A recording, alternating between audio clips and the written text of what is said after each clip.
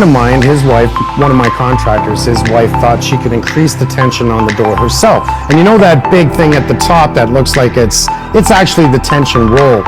She would put the 2 bars in herself, push it up, put in the second bar, pull this one out, push it up.